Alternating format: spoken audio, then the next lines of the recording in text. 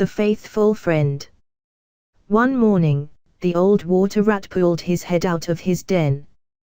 The ducklings swam in the pond while their mother tried to teach them to keep their heads under water. You will never be able to rub shoulders with society, unless you learn to keep you underwater, he repeated to them as he showed them how. But the ducklings paid no attention. They were so small that they did not understand the advantages of belonging to society. What disobedient children! Cried the old water rat. They really deserve to be drowned. What things you say! Answered the poor. No one is born taught, and parents have no choice but to have patience. Oh! I do not know anything about the parents' feelings, said the water rat. I'm not a parent, but I think friendship is more important than love. I do not think there is anything in the world nobler or rarer than a true friendship. And tell me, please, what are, in your judgment, the duties of a faithful friend?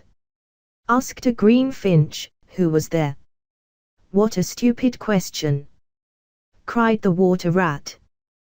There is no doubt that if a friend of mine is faithful, it is because he is faithful to me. And what would you do in return? Asked the little bird. I do not understand you, said the water rat. Let me tell you a story about that, said the finch. Once upon a time there was an honest boy called Hans. He lived alone, in a small house, and spent all day looking after the garden, the most beautiful in the surroundings. Little Hans had many friends, but the most faithful of all was the great Hugo the miller.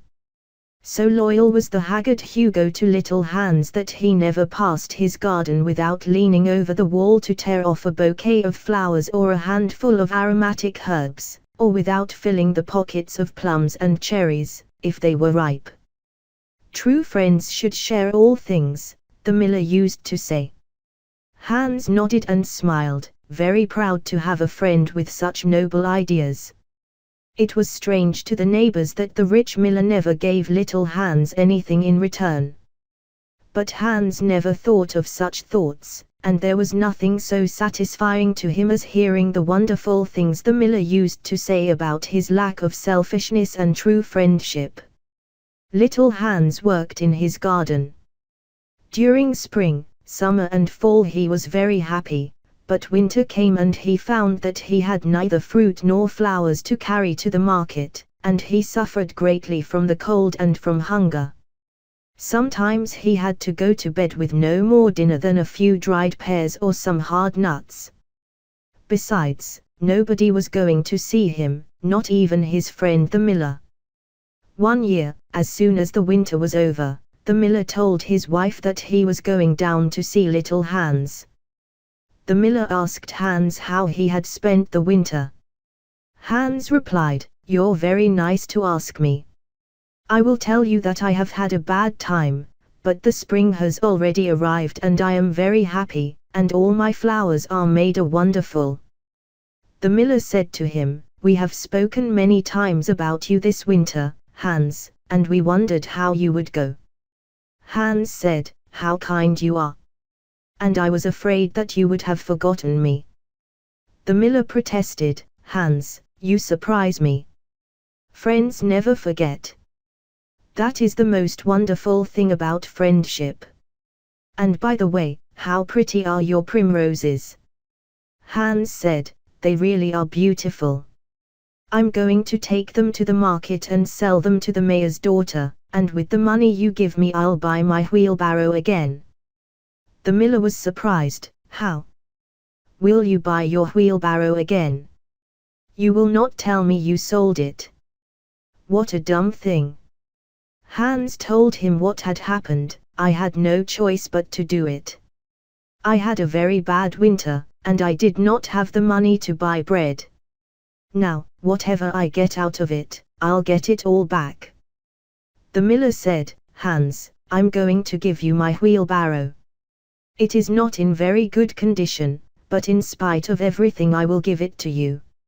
I know it is a sign of generosity on my part, but I believe that generosity is the essence of friendship and, besides, I have a new wheelbarrow." Hans said, "It's very generous of you. I can fix it easily, because I have a plank at home." The miller exclaimed, "A plank? Well, that's what I need to fix the roof of the barn, which has a very large hole. It is fortunate that you have told me. It is surprising to see how one good action always generates another. I have my wheelbarrow and now you are going to give me a board." Hans went to the table. After having it in his possession, the miller said, "It is not a very large table. I fear that, after he has fixed the barn, there will be nothing left for you to fix the wheelbarrow. Of course that's not my fault. Well, now that I've given you the wheelbarrow, I'm sure you'd like to give me some flowers instead. Here's the basket, and try to fill it up." Hans said, very upset, "Up." Hans knew that if he filled that huge basket he would not have flowers left to market and he needed the money to get his belongings back. The miller said, "Since I gave you the wheelbarrow, I do not think it would be much to ask you for a handful of flowers." Hans, who preferred to keep his friendship than to retrieve his stuff, full of flowers, the gardener's basket. The miller took the table and the flowers and, thanking Hans, he left.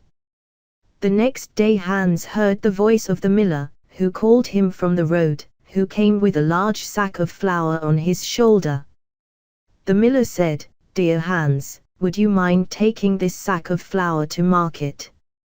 Hans was very busy with his chores and he could not leave them. But the miller demanded, "Given that I am going to give you my wheelbarrow, it is rather selfish of you to refuse to do me this favor." Hans, who did not want to be selfish, left what he was doing to take the sack of flour to the market, carrying it on his back. When he sold it he returned with the money thinking that, even though it had been a hard day, at least the miller would give him his old wheelbarrow. The next day the miller went for it, but Hans still had not gotten up. How tired he was. The miller demanded his laziness. "How lazy you are. The truth is that, considering that I'm going to give you my wheelbarrow, you could work with more desire. Do not look bad that I speak so clearly. Of course I would not think of it if I were not your friend. But that's the good thing about friendship, that you can always say what you think." Hans apologized. After that, the miller asked him to help him fix the roof of his barn. Poor Hans was eager to get to work in the garden, but he did not want to say no to Miller, who was so dear to him.